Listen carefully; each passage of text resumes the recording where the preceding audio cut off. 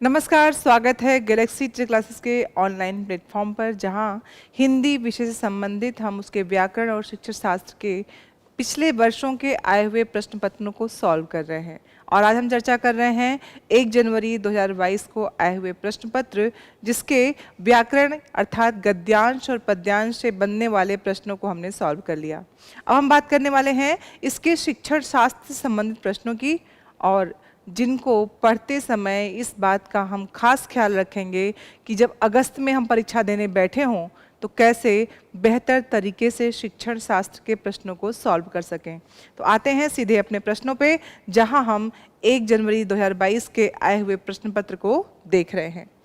सबसे पहला प्रश्न हमारे सामने है कि यदि शिक्षक विद्यार्थियों को शब्दावली सीखने में मदद करना चाहता है तो उसके लिए कौन सा तरीका सबसे बेहतरीन होगा।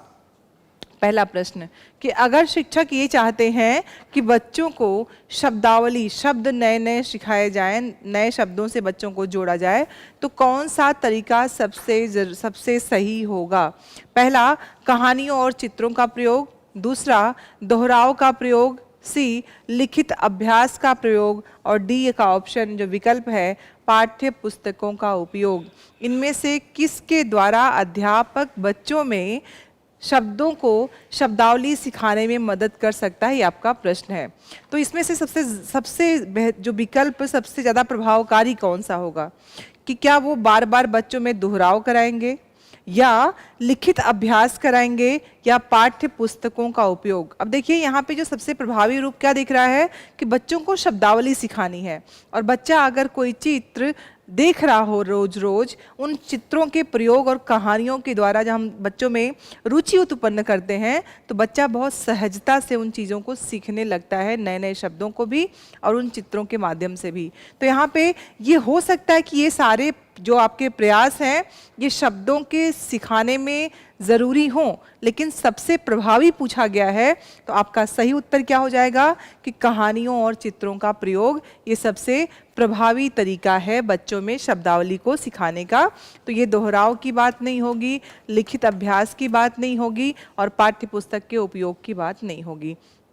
प्रश्न का रूप देखना बहुत ज़रूरी है कि जो संबंध है प्रकृति का है प्रश्न का, वो हम समझें। यहाँ पे स्पष्टता लिखा हुआ है, प्रभावशाली होगा सिखाना बच्चों में नए शब्द। तो इसके लिए जो सबसे ज़्यादा ऐसा प्रयास जो बच्चों को सीधे रुचि उत्पन्न करे और शब्दों को सिखा दे, तो सही उत्तर हमारा ए हो जाएगा, कहानी और चित्रों का प्रयोग। देखते हैं दूसरा प्रश्न क्या है हमारा, कि बहुभाषावाद भाषा का शिक्षा का एक ऐसा संसाधन है जिसका उद्देश्य है। चूँकि आप जानते हैं कि राष्ट्रीय शिक्षा नीति जो आपकी नई आई है 2020 की, उसमें जो मुख्य बात की गई थी कि मातृभाषा के द्वारा बच्चों को अन्य भाषाओं से जोड़ा जाए। अब यहाँ पूछा गया है कि बहुभाषावाद शिक्षा का ऐसा संसाधन है जिसका उद्देश्य है। चारों विकल्पों में से एक ही बात होगी जो उसके उद्देश्य को परिलक्षित करा रही होगी। पहला ऑप्शन आपके सामने है कि शिक्षण अधिगम के लिए शिक्षार्थियों की भाषाओं का उपयोग करना। दूसरा लिखा हुआ है कि शिक्षार्थियों को यथासंभव अधिक से अधिक भाषाएं सिखाना।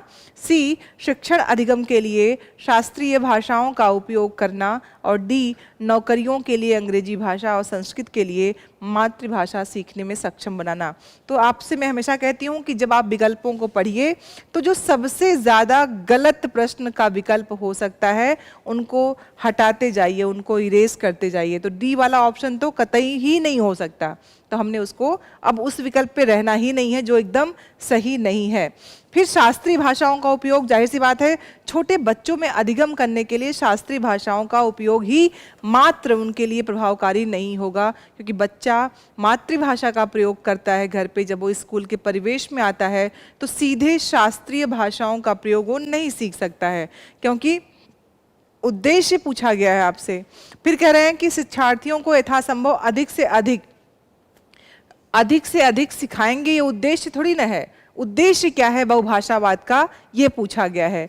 तो लिखा है जो पहला ऑप्शन कि शिक्षण अधिगम के लिए शिक्षार्थियों की भाषाओं का उपयोग करना, सिखाने के लिए। चूंकि हमें उद्देश्य किससे मिलेगा, जब बच्चे की मातृभाषा के द्वारा हम उसे आगे ले जाएंगे। तो शिक्षार्थी की अपनी भाषा एक लेके आता है, फिर वो अपने परिवेश से सीखना शुरू करता है। तो पहला उसका उद्देश्य है कि बहुभाषिकता बच्चों में उस संसाधन के रूप में प्रयोग किया जाता है जो बच्चों के अंदर सीखने की जो रूपरेखा है, जो शिक्षा को सीखने की उनकी क्षमता है, उसको हम बढ़ा सकें। तो सही उत्तर क्या हो जाएगा आपका 17वें प्रश्न का ए वाला विकल्प सही हो जाएगा। इसके बाद है पहला आपका 18वां प्रश्न कि किसी पाठ्य सामग्री से कोई विशिष्ट सूचना निकालने के उद्देश्य से उस पाठ्य सामग्री के किसी अंश को बारीकी और गहनता के साथ पढ़ने का कौशल कौन सा अवबोधन होता है। अवबोधन क्या है ये आपको बताया जा चुका है कि जब हम अवबोधन की बात करते हैं कि बच्चा कैसे सीख रहा है, उसके अंदर जो क्षमता उत्पन्न हो रही है, जो आ रही है, उसमें यह कौन सा अनुमोदन होगा, अवबोधन होगा जो बच्चों में किसी भी चीज़ को पढ़ के विशिष्ट सूचना निकालने के उद्देश्य से किसी भी अंश को बारीकी और गहनता के साथ पढ़ा जाए। जब आप अपने परीक्षा के पहले वाले भाग को करते हैं जिसमें गद्यांश और पद्यांश आता है, वहाँ पे आपने देखा होगा कि गद्यांश और पद्यांश वाले प्रश्नों में जो सबसे ज़रूरी बात क्या थी कि हम वहाँ आए देखते हैं कि कैसे गहन रूप से, सजग रूप से विशिष्ट तथ्यों को निकाल सकें। तो जब हम विशिष्ट तथ्यों को निकालते हैं तब वो बारीकियों से जो तथ्य वो छुपते नहीं है, सामने आते हैं। अब पूछा गया यह अवबोधन क्या होता है, ये किस रूप में आएगा, क्या वो अनुमानिक है? देखिए पहले हम विकल्पों को दूर करना शुरू, कौन सा नहीं हो सकता है, अनुमान लगा नहीं रहे हैं क्योंकि हम गहनता की बात कर रहे हैं।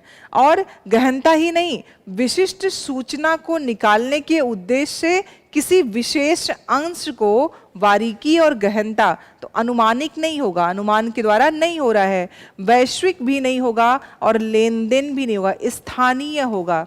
अब स्थानीय कैसे होगा? यह कौशल, स्थानीय का मतलब क्या होता है अगर हमें पता हो कि स्थानीय जिस अवबोधन की हम बात करते हैं उसमें होता क्या है। क्योंकि हम जब बच्चों को सिखा रहे होते हैं तो उसमें प्रश्नों को अनुमान से उत्तर नहीं बल्कि किसी पाठ्य सामग्री से हम कैसे विशिष्ट सूचना निकाल रहे हैं, और वो सूचना क्या होगी, स्थानीय अवबोधन पे डिपेंड करती है, उसे अवलंबित रहती है। इससे हमारे क्या होता है, विषय की कठिनाई खत्म होती है और गहन पठन उसके सीखने के रूप को सुचारू ढंग से आगे बढ़ाता है। तो हमारा सही उत्तर हो जाएगा सी 18वें प्रश्न का। अगला प्रश्न 19वां कि बहुबुद्धि के सिद्धांत के संदर्भों में निम्नलिखित कौन सी बुद्धि भाषा से संबंधित है। अब इसमें पूछा गया कि आपका कौन सा सही उत्तर होगा। प्रश्न आपका है बहु बुद्धि के सिद्धांत। अब बहुबुद्धि का सिद्धांत जो है इसमें हम करते क्या हैं, बच्चों को सिखाते कैसे हैं, इसकी बात की गई है। पहला आपका है कि प्रवाह सटीकता, भाषाई मौखिक बुद्धि, शब्दावली व्याकरण बुद्धि, दृश्यात्मक स्थानिक बुद्धि। बुद्धि भाषा से संबंधित है, करें कौन सा ऑप्शन ऐसा है जो सीधे बच्चे का जुड़ाव किससे दिखा रहा हो। यहाँ पे जो आपका प्रश्न है उसमें क्या वो प्रवाह सटीकता होगी या वो भाषाई मौखिक बुद्धि होगी, एक मिनट रुकिएगा, या शब्दावली व्याकरण आपका होगा। तो आपके इसमें बुद्धि भाषा से संबंधित है, प्रवाह सटीकता, प्रवाह सटीकता। अब चूंकि बुद्धि और भाषा का संबंध पूछा गया है कि किस में होगा। दूसरा है भाषाई मौखिक बुद्धि, क्या जो बच्चे की बुद्धि है वो भाषाई मौखिकता से मालूम चलेगी या शब्दावली व्याकरण बुद्धि, वो जो बुद्धि है बहुभाषा में, चूंकि बुद्धि भाषा के संबंध कौन सी बात है, तो बहु वाला जो आएगा वो भाषाई, यहाँ पे शब्द नहीं, दृश्य नहीं, प्रवाह नहीं, बल्कि भाषा की बात कर रही है बहुविध के विकास में। तो क्या जाएगा, भाषाई मौखिक बुद्धि जो बच्चों के बुद्धि भाषा से संबंध रखती है। वहाँ पे यहाँ पे उसके प्रकार है, जबकि ये मुख्य बात भाषा को लेके की जा रही है। तो सही उत्तर हो जाएगा आपका भाषाई मौखिक बुद्धि। फिर पूछा गया कि इनमें से कौन से बहुभाषावाद के लाभ हो सकते हैं। बहुभाषावाद के लाभ क्या हैं बच्चों के अधिगम में? समृद्ध शब्दावली और प्रभावशाली भाषण, अन्य संस्कृतियों के प्रति सहिष्णुता और सम्मान, तीसरा है सीमित रोजगार के अवसर, और चौथा है पराभाषिक जागरूकता। इसमें से कौन सा सही उत्तर होगा? चूंकि पूछा गया है बहुभाषावाद के लाभ क्या हो सकते हैं। बहुभाषावाद क्या होता है कि जब बच्चों में बहुत सारी भाषाओं को हम दें तो इससे क्या होता है, बच्चों को भाषण के अवसर प्रदान होते हैं, रोजगार की अधिक संभावनाएं बन जाती हैं, अन्य संस्कृतियों के प्रति बच्चों में सहिष्णुता और सम्मान का भाव भी आता है, उसकी स्मृति में सुधार होता है बच्चों की, साथ ही साथ अन्य नई भाषा सीखने में बच्चे में सहजता आने लगती है, और उसके अंदर जो उसके मस्तिष्क में संज्ञानात्मक और सकारात्मक विचार उत्पन्न होने लगते हैं। साथ ही साथ जब हम तुलना करते हैं तो विचारों की अभिवृद्धि होती है, और साथ ही साथ कई तरह की हमें जानकारियां मिलती हैं। अब चूंकि इतनी चीजें हो रही हैं तो आपसे पूछ रहे हैं कि क्या इसमें से कौन सा विकल्प नहीं होगा, कौन सा लाभ नहीं होगा। चलिए, तो इसमें आप देख रहे हैं सारे ऑप्शन तो सही है, लेकिन सीमित रोजगार का जो अवसर है, अब बहुभाषा में होंगे तो क्या होगा, आपके रोजगार के अवसर बढ़ेंगे, तो एकमात्र तीसरा वाला विकल्प नहीं होगा। तो आपका विकल्प सही कौन सा होगा, जिसमें पहला हो, दूसरा हो और चौथा हो। तो आपको ये देखना है कि कहाँ पे ये वाला ऑप्शन बन रहा है। तो पहले में नहीं, दूसरे में नहीं, सी में नहीं, डी में पहला, दूसरा और चौथा आपका विकल्प सही है। तो 20वें प्रश्न का सही उत्तर हो जाएगा डी, जहाँ पहला, जहाँ पे बच्चों की शब्दावली बढ़ रही है, सहिष्णुता और सम्मान आ रहा है, और पराभाषिक दूसरे भाषाओं के प्रति जागरूकता पैदा हो रही है। तो ये आपका सही उत्तर हो जाएगा। अगला प्रश्न है कि वाइगोत्स्की के अनुसार जब कोई बच्चा बच्ची भाषा की मदद से अपने स्वयं के कार्यों को निर्देशित करता है तो वह भाषा दूसरों के लिए श्रव्य नहीं है, उसके वाचन को क्या कहेंगे? जब आप कुछ, जैसे मैं आपसे पढ़ रही हूं तो क्या हो रहा है, आपको कुछ सुनाई पड़ रहा है, मैं बोल रही हूँ, वाचन कर रही हूँ, तो आप उसको सुन रहे हैं। लेकिन प्रश्न है कि जब बच्चा या बच्ची अपने स्वयं के कार्यों को निर्देशित करे, लेकिन वह भाषा दूसरों के लिए श्रव्य नहीं है, वह सुनी नहीं जा रही है। आप जानते हैं कि जब हम अपनी बातों को व्यक्त करते हैं तो उसमें क्या करते हैं, सिर्फ लिखते और सुनते ही नहीं है, बल्कि उसका वाचन भी करते हैं। तो चूंकि इसका जो प्रयोग है रस विज्ञान, उपयोगिता विज्ञान या आकृति विज्ञान में, हम क्या करेंगे, संदर्भ में देखें तो भाषा हमें आगे ही बढ़ाने की काम करती है, और बोली हमारी क्या करती है, मानक रूप से भाषा को आगे बढ़ाती है। तो जब बोली हमें आगे ले जाएगी, तो यहाँ पूछा गया है कि जब श्रव्य नहीं होगा तो उसे हम क्या कहेंगे, आंतरिक भाषण, निजी भाषण, सामाजिक भाषण या आत्म केंद्रित भाषण कहेंगे। आंतरिक भाषण, क्या ये सही होगा? निजी भाषण, निजी का मतलब क्या होता है, अब बच्चा बच्ची कहाँ पे है, अपने क्लास की बात होगी, विद्यालय की बात होगी, शिक्षण की बात होगी, पाठ्य पुस्तक की बात होगी, तो निजी भाषण नहीं होगा, न वो सामाजिक होगा, न वो आत्म केंद्रित। जो भी हो रहा है वो सिर्फ श्रव्य नहीं है, तो आंतरिक भाषण वाले ऑप्शन में विकल्प में सही हो जाएगा। उसको हम आंतरिक भाषण कहेंगे जब बच्चा कर रहा है, निर्देश दिखा रहा है, लेकिन वो क्या कर रहा है, आंतरिक रूप से अपनी बातों को निर्देशित कर रहा है। किसके द्वारा? वाइगोत्स्की इस चीज को मानते हैं। अब पूछ रहे हैं कि भाषा विज्ञान की कौन सी शाखा संदर्भ में भाषा से जुड़ी है? वो अर्थ विज्ञान है, उपयोगिता विज्ञान है, आकृति विज्ञान है, स्वर विज्ञान है। इसमें से कौन सा प्रश्न सही होगा, यह आपसे पूछा गया है। अब इसमें देखिए, चूंकि भाषा में भाषा विज्ञान जुड़ा किससे, इसकी बात की गई है, हमें उस बात को ध्यान रखते हुए उत्तर देना है। तो भाषा किससे संबंधित होती है, जुड़ी किससे है? क्या वो अर्थवत्ता की बात मात्र करती है? तो आप जानते हैं नहीं, भाषा में मात्र अर्थवत्ता या अर्थ विज्ञान की बात नहीं की जाती है, आकृतियों की मात्र बात नहीं है, स्वर की नहीं है, वो उपयोगिता विज्ञान, जिसका उपयोग हो रहा हो सामाजिक सांस्कृतिक संदर्भों में। तो जो भाषा है वो आपके उपयोगिता विज्ञान के शाखा संदर्भ से जुड़ती है। तो सही उत्तर हो जाएगा आपका 22वें प्रश्न का बी सही उत्तर हो जाएगा। हम पहुंचते हैं आपके 23वें प्रश्न पर कि शिशुओं के में भाषा के विकास के संबंध में कथन ए और बी पर विचार करें।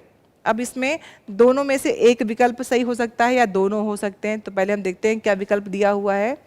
शैशवावस्था से बच्चे की वाक नली एक वयस्क मानव की तुलना में जानवर की तरह अधिक होती है। कथन भी है कि 6 से 12 महीनों के दौरान एक बच्ची तरह तरह के बबलाना और दोहराव वाले बबलाना में संलग्न है। अब आपको इसका उत्तर जो देना है कि इसमें एक सही और दूसरा गलत या दोनों सही या दोनों गलत के ऑप्शन हो सकते हैं। और इन प्रश्नों को निकालने के लिए आपको अपनी तर्क शक्ति के साथ ये देखना होता है कि कौन सी बात सबसे सटीक हो सकती है। तो क्या शैशवावस्था से बच्चे की वाक नली एक वयस्क मानव की तुलना में जानवर की तरह अधिक होती है? तो बिल्कुल नहीं, यह कथन सही नहीं है। तो हम इसको क्या कर देंगे कि यह कथन सही नहीं है। हमने उसको अपना देख लिया कि यह विकल्प सही नहीं होगा।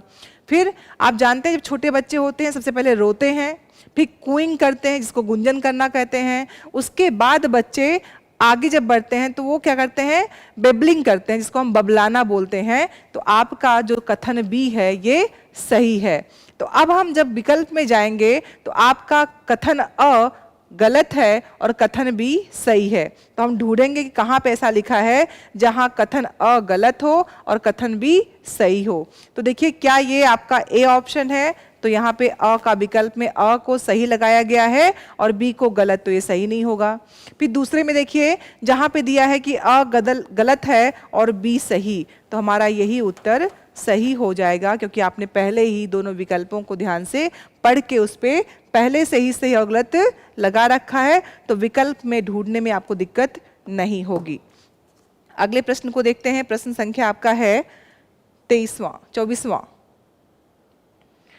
पूछा गया कि एक बोली मानक बोली का दर्जा पाने के लिए निम्नलिखित चरणों से गुजरती है। जब कोई बोली किसी समुदाय विशेष में बोली जा रही हो, उसके बाद जब उसको कह रहे हैं कि बोली का दर्जा पाने के लिए, आपके संविधान में आपको पता है 18 बोलियां हैं हमारे संविधान में जो दर्जा पा चुकी हैं बोली के रूप में, और 22 भाषाएं हैं, ये हमेशा याद रखिएगा।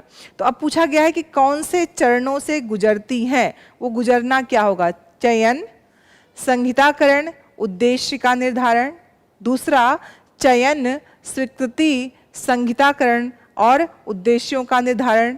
सी चयन, उद्देश्यों का निर्धारण, संहिताकरण और स्वीकृति।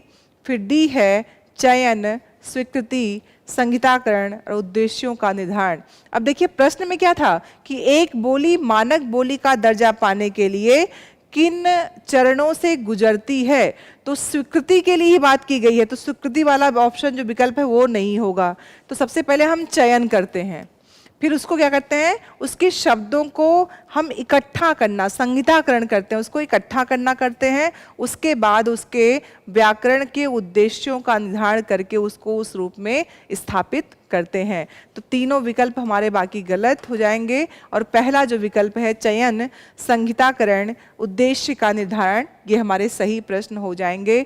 बोलियों से संबंधित प्रश्न इसके पहले एग्जाम में पूछे गए हैं कि कितनी बोलियां हैं, तो भाषा भी पूछ सकते हैं, उपभाषा भी पूछ सकते हैं, राजभाषा, राष्ट्रभाषा, आपकी इन भाषिक रूप से चीज़ों को पूछ सकते हैं, आपकी लिपि के बारे में पूछ सकते हैं, अपभ्रंश के रूपों के बारे में बात पूछी जा सकती है। आपके मुख्यतः 5 अपभ्रंश हैं जिससे हम बोलियों के रूप को देखते हैं, उसके उपभाषा के 5 रूपों को देखते हैं, जिसमें पूर्वी हिंदी, पश्चिमी हिंदी, पहाड़ी हिंदी, बिहारी हिंदी और राजस्थानी हिंदी की बात करते हैं। तो आपको ध्यान रखना होगा। 25वां प्रश्न देखिए। 25वां प्रश्न आपसे पूछा गया है, आपका प्रश्न है कि अ और ब पर विचार करना है और उसका उत्तर फिर देना है। किसी देश के एक हिस्से में बोली जाने वाली विविध भाषाओं में से एक प्रकार जो क्षेत्रीय बोली के रूप में बोली जाती है। फिर भी लिखा है, एक समान शैक्षिक पृष्ठभूमि वाले लोगों द्वारा विविध प्रकार के उपयोग की जाने वाली भाषा में से एक प्रकार की बोली के रूप में बोली जाती है। अब देखिए इसमें से कौन सा कथन सटीक और कौन सा कथन सही है, आपसे ये बताना है, आपको उसका उत्तर देना है। तो क्या किसी देश के एक हिस्से में बोली जाने वाली विविध भाषाओं में से एक प्रकार जो क्षेत्रीय बोली के रूप में बोली जाती है, बोली के संबंध में प्रश्न है, तो बिल्कुल ये बात क्या है, सही है, क्योंकि किसी भी देश के हिस्से में जब कोई चीज़ किसी एक क्षेत्र विशेष में बोला जाता है तो उसको हम बोली कहते हैं। कथन बी में बोला गया है कि एक समान शैक्षिक पृष्ठभूमि वाले लोगों, एक समान शैक्षिक पृष्ठभूमि वाले लोगों द्वारा विविध प्रकार की उपयोग की जाने वाली भाषा, तो ये उत्तर बोली के कथन के संबंध में सही नहीं है। तो हमारा प्रथम जो कथन अ है ये क्या है, सही, और कथन बी क्या है, हमारा गलत है।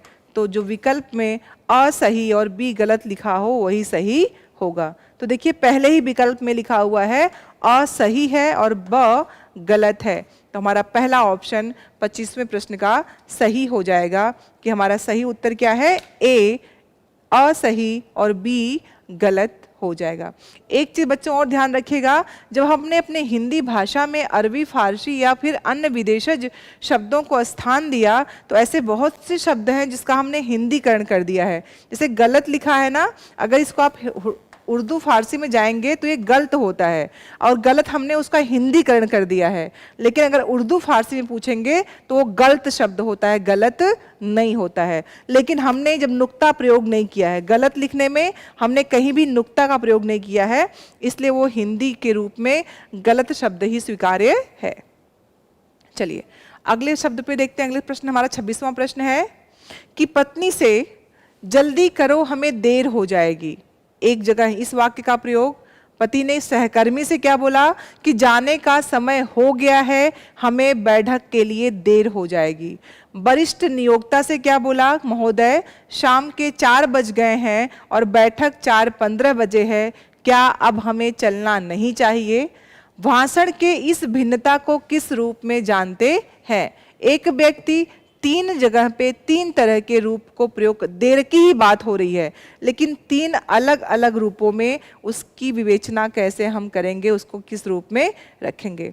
तो अब देखिए यहाँ पे क्या हो रहा है, पूरा का पूरा जो भाषा प्रयुक्ति है इसको बोलते हैं लैंग्वेज रजिस्टर। जब हम भाषा की प्रयुक्ति करते हैं, जब हम लैंग्वेज को किसी समय में रजिस्टर करते हैं तो वह भाषिका होती है जो विशेष परिस्थिति, अब यहाँ पे ध्यान रखना है, विशेष परिस्थिति का होना, सामाजिक वर्ग का होना या लक्ष्य के लिए प्रयोग होना, इन तीनों बातों का हम ध्यान रखते हैं जिसको हम बोलते हैं भाषा प्रयुक्ति। क्या बोलते हैं, भाषा प्रयुक्ति। ये शब्द ध्यान रखेंगे हम, कहाँ पे किस भाषा का प्रयोग करना है। आप जब अपने पाठ्य पुस्तिका को पढ़ते हैं और अपने प्रश्नों के उत्तर देखते हैं तो भाषा आपके बोलचाल की भाषा से क्या होती है, बिल्कुल अलग होती है। अध्यापक से बात करते हैं तो उसमें आप भाषिक रूप से उस भाषा का प्रयोग करते हैं जो अध्यापक और शिष्य के बीच में बात करने के लिए हम प्रयोग में लाते हैं। शिशु से बात करते हैं उसका अलग होता है, बच्चों से, छोटों से, बड़ों से। तो क्या है, इसको हम बोलते हैं भाषाई रजिस्टर, भाषाई प्रयुक्ति या लैंग्वेज रजिस्टर। तो अब यहाँ पे चूंकि बात हम इसकी कर रहे हैं तो यहाँ जो 3 तरह की बातें की गई हैं, एक व्यक्ति अपने घर में है, पत्नी से कह रहा है तो सीधा क्या है, जल्दी करो हमें देर हो जाएगी। तो ये विशेष परिस्थिति जहाँ पे वो है, उस सामाजिक अपने परिस्थिति की बात कर रहे हैं।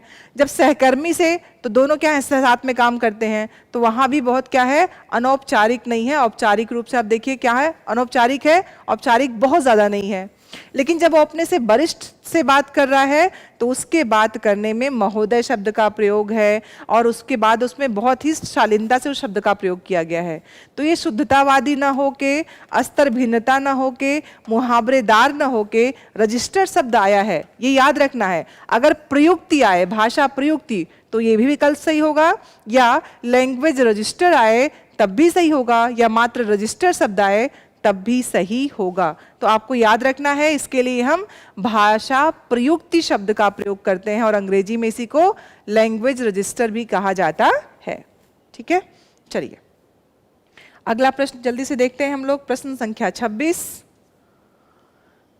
समूह वाद विवाद में भाग लेने के लिए एक शिक्षक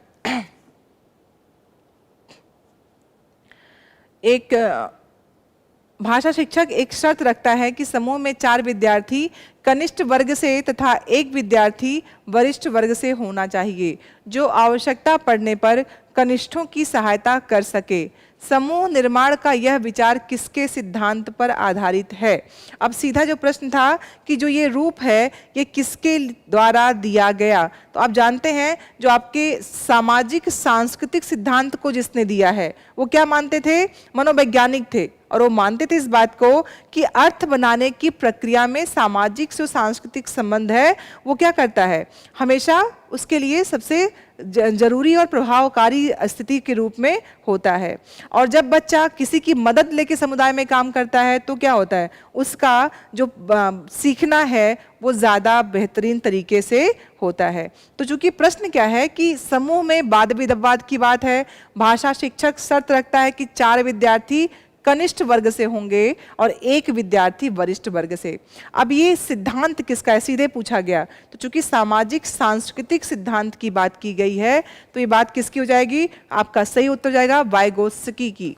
किसकी बात है? वाइगोत्स्की ने सिद्धांत को दिया है। हर बार आपसे कहती हूँ कि जो प्रमुख सिद्धांतकार हैं उनके सिद्धांतों को हमेशा याद रखिए, क्योंकि प्रश्न किसी भी तरह से इधर उधर से पूछ के आपसे पूछा जा सकता है। तो हमारे 27वें प्रश्न का सही उत्तर जाएगा वाइगोत्स्की। चलिए जल्दी से देखते हैं प्रश्न संख्या 28 कि समूह प्रस्तुति के दौरान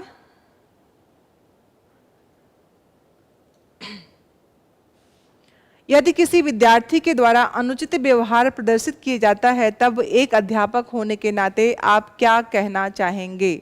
ए, समूची कक्षा के सामने उस पर चिल्लाएंगे, बी, उससे बात करेंगे, सी, उसे सभी के सामने बात करेंगे, डी, उसे कुछ नहीं कहेंगे और उसके स्व अनुशासित होने की अपेक्षा करेंगे। देखिए पहला तो सबसे जो गलत विकल्प है क्या है कि बच्चा स्व अनुशासित होना जानता तो उसे किसी शिक्षक की ज़रूरत नहीं होती, तो ये विकल्प बिल्कुल नहीं है। समूची कक्षा के सामने चिल्लाएंगे, कभी भी बच्चों में जो बच्चों को आप प्यार से समझा सकते हैं उनको डांट के डपट के, तो उसमें नकारात्मक भाव पैदा हो, बच्चे में डिप्रेशन जैसी चीज़ें आने लगती हैं, वो नकारात्मक भाव से घिर जाता है। तो डांटना हम बिल्कुल नहीं करेंगे। अब इसमें 2 ऑप्शन है, उससे बात करेंगे, उसे सभी के सामने बात करेंगे। इसमें से सही विकल्प क्या होगा, आपको वो उत्तर देना है कि सबसे सटीक विकल्प कौन सा होगा।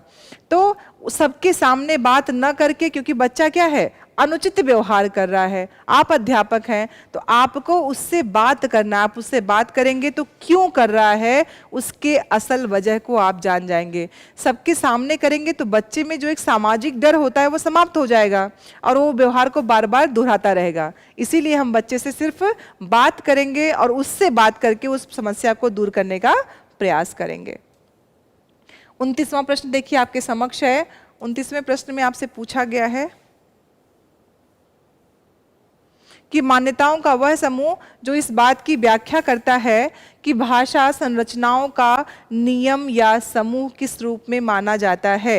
ये इस प्रश्न का प्रश्न कि मान्यताओं का वह समूह, अब मान्यता किस रूप में होगी, जाहिर सी बात है यहाँ पे आपको संरचनात्मक उपागम की बात की जा रही है, क्योंकि भाषा संरचना या नियमों का समूह है, ये आपसे पूछा गया है। ये पद्धति आप जानते हैं जब हम किसी वाक्य को संरचनात्मक रूप से देखते हैं तो समूह की बात वहीं पे होती है जहां पे सबको लेके चला जाए। यहाँ पे जो मुख्य रूप से है, एक मिनट, इस बात की व्याख्या करता है कि भाषा संरचनाओं या समूहों का रूप है। अब समूह की बात यहाँ पे स्वयं कह रहा है तो संप्रश्नात्मक नहीं होगा, अंतःक्रिया नहीं होगा, निवेश नहीं होगा, ये संरचना की बात की जा रही है, क्योंकि प्रश्न का उत्तर आपके सामने ही लिखा हुआ है कि वो संरचनाओं का रूप है तो संरचनात्मक उपागम की बात कर रहा है। तो प्रश्न 29 का सही उत्तर हो जाएगा आपका सी। आखिरी प्रश्न आपका है प्रश्न संख्या 30, संप्रेषणात्मक भाषा शिक्षण के संबंध में कथन अ और ब पर विचार करें। देखते हैं क्या लिखा गया है। कथन अ में शिक्षक की भूमिका सामान्यतः वाचन के लिए मॉडल होने के बजाय एक संसाधक या मॉनिटर की है। दूसरा, शिक्षार्थियों को सिखाने के व्यक्तिवादी उपागम के आधार पर कक्षा की गतिविधियों में भाग लेना पड़ता है। अब आपको देखना है कि जो पहली बात की गई कि शिक्षक की भूमिका सामान्यतः किसकी होती है, संस्थापक या मॉनिटर की होगी, और जब वो मॉनिटरिंग करेगा, संसाधक मतलब जब वो मॉनिटरिंग करता है किसी कक्षा के बच्चों की, तो क्या होगा, मॉडल होने के बजाय वो न तो सिर्फ वाचन के लिए है, न सिर्फ लेखन के लिए है, वो बच्चों में अधिगम कराने के मॉनिटरिंग के लिए है, संसाधक के रूप में है। तो कथन ए हमारा क्या है, सही है। फिर जो दूसरा आपका कथन है वो क्या कह रहा है कि शिक्षार्थियों को सीखने के व्यक्तिवादी उपागम के आधार पर कक्षा की गतिविधियों में ध्यान लेना पड़ता है। ये बिल्कुल भी व्यक्तिवादी उपागम की बात ही यहाँ पे नहीं हो रही है।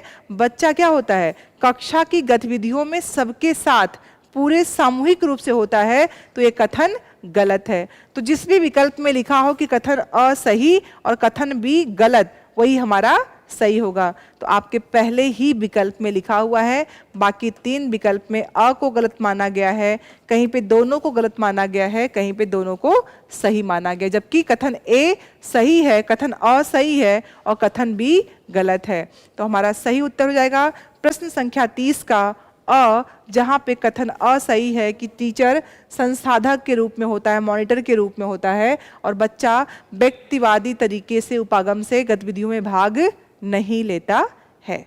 ये थी हमारा जो मॉडल पेपर था आपका, ये आपके 1 जनवरी 2022 के आए हुए प्रश्न पत्र का द्वितीय भाग था, जिसमें शिक्षण शास्त्र से संबंधित प्रश्न आए थे। एक बार फिर से दोहराऊंगी इस बात को कि आप लोगों को खास करके सिद्धांत, उसके उपागम, उसके जो मुख्य पद्धतियां हैं बच्चों में सीखने की, साथ ही साथ आपको ध्यान रखना है कि कैसे बच्चों में कौन से विकार होते हैं जिससे बच्चों के सीखने की प्रक्रिया में कहीं ना कहीं कुछ बाधा आती है। तो सिद्धांतों को पढ़ना है, उसकी विधियों को पढ़ना है, बच्चे के क्लास में, कक्षा में किन किन चीज़ों से शिक्षक उन्हें प्रभावी ढंग से अपने भाषा और बच्चे की भाषा के साथ बहुभाषिता से जोड़ता है, और राष्ट्रीय शिक्षा नीति क्या कहती है, इन तथ्यों पे लेकर हम पढ़ाई करते रहेंगे, जिससे अगस्त में होने वाली परीक्षा हमारे लिए लक्ष्य से दूर ना हो, हम उसमें आगे बढ़ पाएं और शिक्षक बनने के अपने सपने को पूरा कर पाएं। और आपके इस सपने के साथ जुड़ा हुआ है आपका गैलेक्सी टीचर क्लासेज, जो आपको एक शिक्षक बनाने के लिए कृत संकल्पित है। तो जुड़े रहिए हमसे, देखते रहिए हमारा online platform Galaxy teacher classes, जहां हमारा उद्देश्य आपके उद्देश्य के साथ मिलकर आपके उद्देश्य तक पहुंचाने के लिए आपके साथ है। मिलते हैं नेक्स्ट वीडियो में, तब तक पढ़ते रहिए, क्योंकि पढ़ने का कोई और विकल्प नहीं है। धन्यवाद, नमस्कार।